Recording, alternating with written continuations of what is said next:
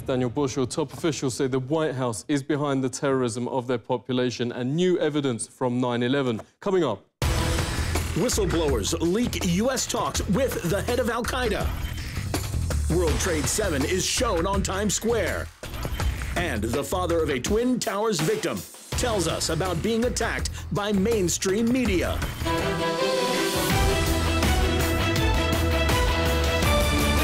Decades of terror against their own population blamed on extremists has actually been funded and planned by the White House. Top-level officials in the government and the CIA confirmed. A campaign known as Gladio is called by former CIA head Bill Colby a, quote, major operation.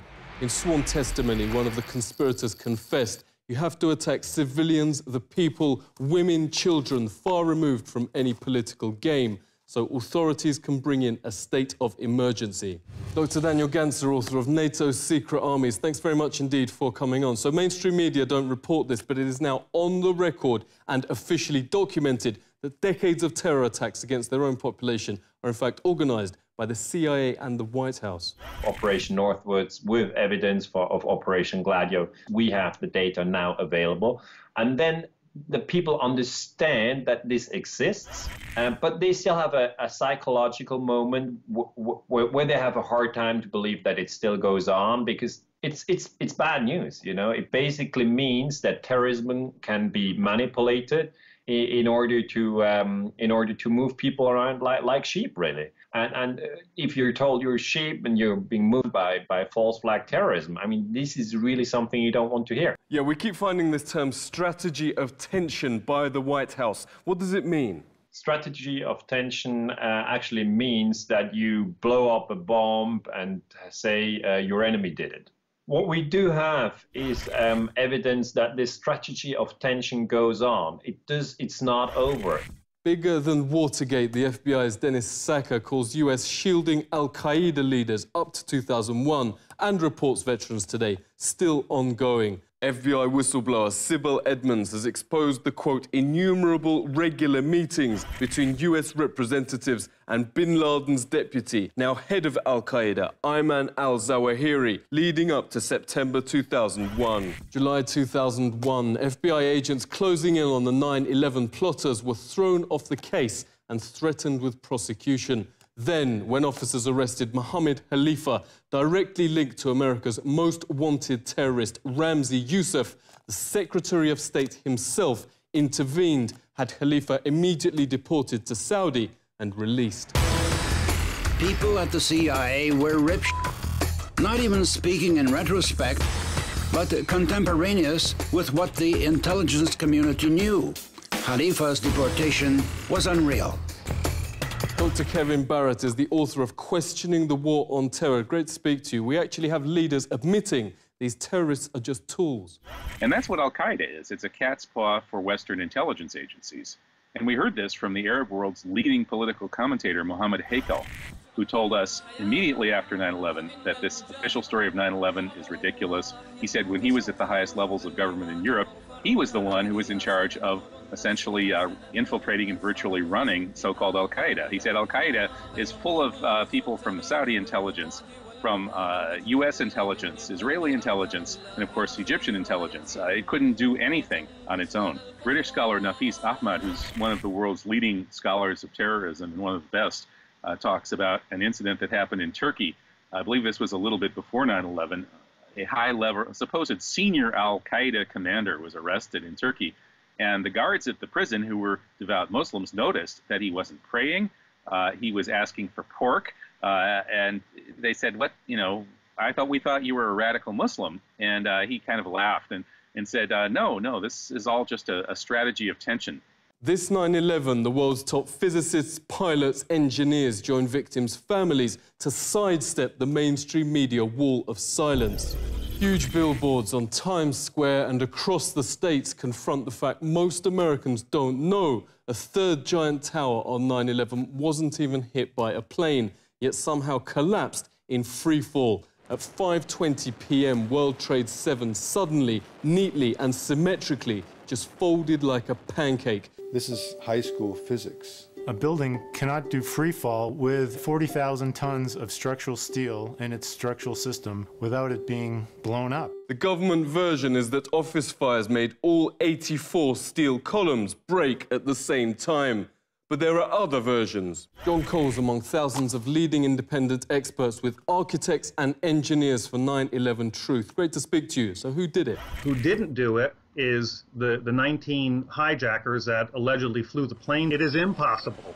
It is impossible to melt that steel by the office fires, the jet fuel, or the collapse itself. It's a physical impossibility. It cannot be replicated experimentally. It defies the laws of physics. If you set aside your politics, you set aside your beliefs and your religion, and you use the scientific method. World Trade Center 7 is basically a classic controlled demolition where a building free falls and comes straight down into virtually its own footprint. The only explanation that explains all the evidence, the nanothermite, the iron microspheres, the high temperatures found out there, the free fall, the uniform, what I call the uniform acceleration of the towers, when those came down, there was no impact or jolt when it hit the undamaged section below. Because there was no jolt, something blew those towers out, allowing it to uniformly accelerate downward. The only thing that makes any sense at all from a scientific perspective is that those towers were blown up. John made a mockery of mainstream sites Nat Geo and Pop Mechanics, who've desperately tried, for instance, to show 175 pounds of military nanothermite couldn't break the columns. John did it with just 1 pound. Can thermite of any type burn through steel beams? I guess it can. Renowned librarian and researcher Elizabeth Woodworth has come in to help form the Consensus 9/11 panel, confirming it uses best practice with the most rigorous peer review. Thanks so much for joining us. There's this remarkably high consensus among experts that the government version can't be right. We have some of the top experts in the field who've published in peer-reviewed scientific journals. And yet, these scientific journals exist, like the Barrett study, but they're never covered in the media. If people knew about the research, they would find it compelling. Dr. Griffin has said that he's never heard of anybody who saw the evidence, became converted to this point of view, and then changed back. Yeah, the panel's made government already change its story and admits Skyscraper 7's freefall. That's right. David Chandler is an extraordinary model maker. Chandler is on the panel, and he devised a model to prove that the top floors fell with no resistance. There's only one way that that can happen, and that is that all the columns, there are 84 of these columns, that they were severed at the same moment. Dr. Graeme MacQueen accessed the New York Fire Department records from that day. Thanks very much for joining us. Never broadcast by mainstream media, but more than 100 witnesses have even reported the explosives bringing down the Twin Towers. Here was this roughly 10,000 pages of extremely rich eyewitness material. And I found that there were 118 people who clearly perceived explosions. You know, we have firefighters who are used to fighting high-rise fires, who are used to encountering smoke explosions and boilers, and yet they use words like bombs. You know, they don't identify it with the things we would expect. Floor by floor instead of popping out. It was if they had detonated. If they were planned to take down a building. Boom, boom, boom, boom, boom, boom, boom. All the way down. Bob McIlvane has wanted answers why the post-mortem of his son Bobby found his fatal injuries in the South Tower consistent not with fireballs, but explosives. Yet mainstream host Rachel Maddow here recently sneered he's not only a conspiracy theorist for asking questions, but also attempted to connect him to violence and Al-Qaeda. All of these nefarious conspiracies about government plots to kill and conspire and lie about it and cover up the real truth. I mean, this stuff is as ridiculous as it has ever been, but it is as ridiculous as it is dangerous. Bobby's father joins us. Thank you very much for speaking with us. How do you feel first losing your son and now being portrayed as the bad guy? My son died. He died from an explosion. I can prove that beyond a reasonable doubt. If I was in a courtroom, a jury cannot not accept that as proof. So that's where we have our problem. When I say, well, this was an inside job. Well, my son died from an inside job from someone putting bombs, detonations, I would make her sit in this room and go through what I just went with you. And then I would say, now you tell me I'm a conspiracy theorist. Just shows you how awful our media is. I don't want to call her the media. She makes over $1 million, and they tell her what to say. One newspaper reporter, and is from the Philadelphia area, was very upfront with me. She said, you know, Bob, she says, as a reporter, I am the problem because we will lose our jobs. If I take that, just that little bit you just said, to the editor, he will crush it. So I'm telling you right now, I can't put your story out there. The media owners will not allow them. The press would not cover just that because it put a little doubt in people's minds. Yeah, who do you blame for all this?